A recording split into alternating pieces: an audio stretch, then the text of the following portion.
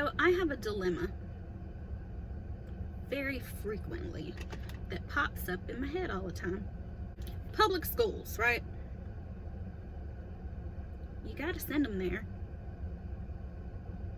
And you can only send them to certain ones. If you don't, then you have to homeschool. So my dilemma is homeschool. Sometimes I want to do it, sometimes I don't. When my son comes home asking for Louis Vuitton for Christmas and he is 11 years old, I'm like, who's telling you you need Louis Vuitton? Whoever it is needs to stop. What 11-year-old thinks he's getting Louis Vuitton? Mine, apparently. And then sometimes you hear their voice change. Like, they're talking like they don't normally talk. And you're like, okay, why do you have to change who you are around your friends? Because it ain't cool. And I never talk different. I didn't do that. So I don't get that. And my son wants to listen to the rap channel in our area. And I have to turn it off all the time. My youngest, he turns on this channel and I'm like, okay, you can't listen to this music because they bleep out every other word. And if they're bleeping it out, that means it's bad. What they're talking about is not good and you don't need to be listening to it. And I have to turn it off because those songs, I don't need my 11-year-old singing a song about a girl bouncing up and down on his you-know-what. Or doing cocaine or whatever, smoking pot. I don't need him running around singing songs like that. No children need to sing those songs. And you know what I realized? When I was younger, I used to listen to some terrible music. Like, I thought it was great and I didn't really pay attention to the words or what they meant. But now that I'm an adult and I hear those songs, I'm like, oh wow. I had no idea that song was about that. I didn't need to be listening to that.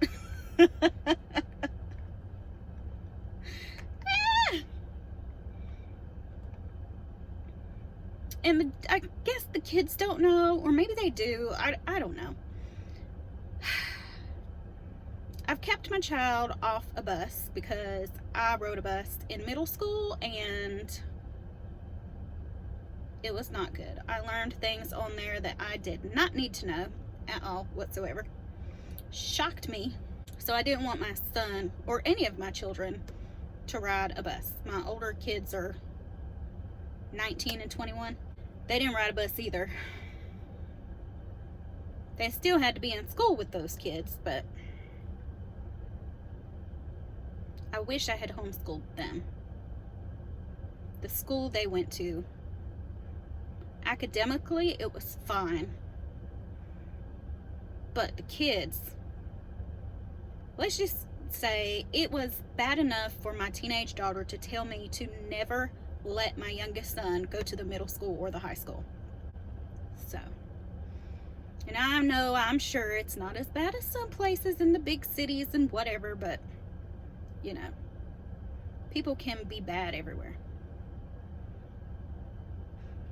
I blame television. I blame the media, which is on television. The only thing out there these days is people being more than half naked, people having sex, people partying. The shows that have high school kids in them, the kids are drinking like it's no big deal at all. And nobody says anything about it. Like, okay, you can't go somewhere and somebody serves you a mixed drink with alcohol in it, that's not what they do. And then the kids expect to be able to do these things. The kids in high school in the TV shows are having sex like it's, you know, everything is just common. Sleep with everybody, do whatever kind of drugs you want, drink alcohol all the time, go to parties, dance in ways that it makes it look like you're having sex with clothes on. Or it's like a mating dance, if you think about it. Oh, this whole twerking thing, I think it's a mating dance. We're going back to our uncivilized ways where the girls are bending over and shaking their stuff to let the men know that they're ready, you know? Like, come get me, big boy.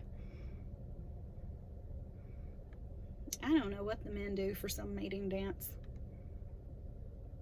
Not have a car or a job? Because that seems to be a trend. Like, I'ma just live with my parents forever and not work and not have cars and expect girls to like me. Or you live with your parents and you have a really nice car, and then people are like, oh wow, that's such a nice car. Yeah, you can have a nice car if you live at home with your mom and dad. You know what I mean? And who cares about nice cars? Yeah, they're nice, but, you know, does anybody care about your car but you? No. So why do you care so much about it? Are you gonna take it with you when you die? No. I guess you could be buried in it, but that's probably illegal, I would think. I don't know. So if you're not planning on getting buried in your car, then what in the world is the point? Maybe I was never interested in twerking because I already have my mate when the twerking came out. I didn't have to present in order to get him. It's hilarious. It's like we're a bunch of wild animals. All anybody wants to do is party and have sex with clothes on the dance floor, and then go take your clothes off and do the same thing with your clothes off. Drink and do some drugs. Worship things that have no point. You have to have more and more and more and more because it's never enough. Because here in America, you have to have more and more and more in order to be happy. That's what they tell you, or they don't directly tell you that, but they tell you that. And I thought when I was young and first got married that I had to have money to make me happy. I needed a house to make me happy. I needed a nice car to make me happy. Nice clothes, so on and so forth. I didn't have those things because I was a stay-at-home mother. I had to take care of our 2 small children because daycare is ridiculous and I'm not paying for that.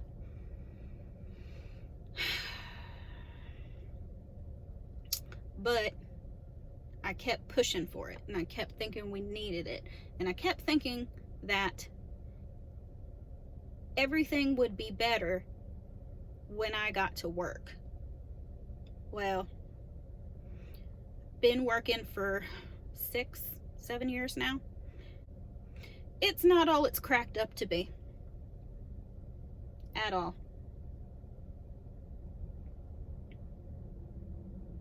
Yeah, you have money, but then you get more bills, which is just stupid. It is. Let's just be honest here. You don't need that stuff. I don't need that stuff. But I felt like I did need that stuff. But now, I know I don't need stuff. Because stuff is not important.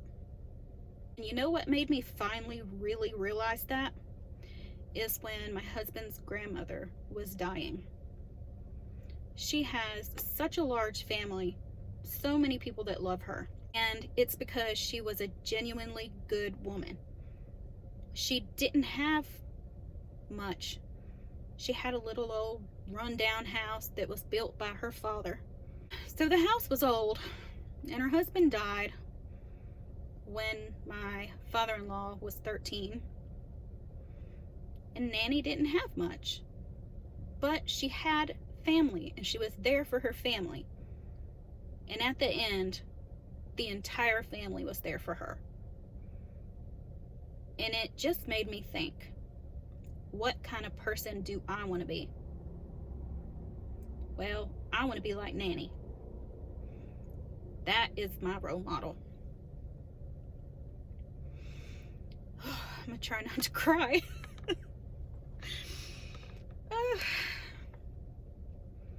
But she was one of the most amazing women that I know. She didn't need fancy things to be happy. And I don't need fancy things to make me happy. So, I learned a lesson. All I need is to be there for my family, to let them know that I love them. So that is my mission in life. I don't care about things anymore.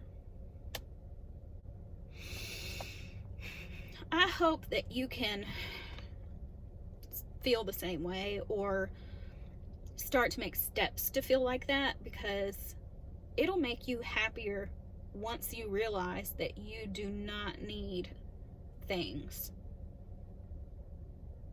Everything that you have is just gonna stay here when you're gone. None of it's gonna matter when you're dead. Your car's not gonna think about you. Neither is your house, or your clothes, or your expensive things. Those things are not gonna sit around and miss you.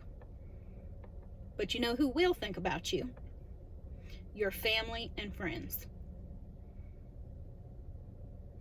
So, that is what I'm devoting myself to, and I hope that you can do the same. I think that if all of the mothers of the world band together on this, that I think we could change the upcoming generations. We can teach them to value people and not stuff.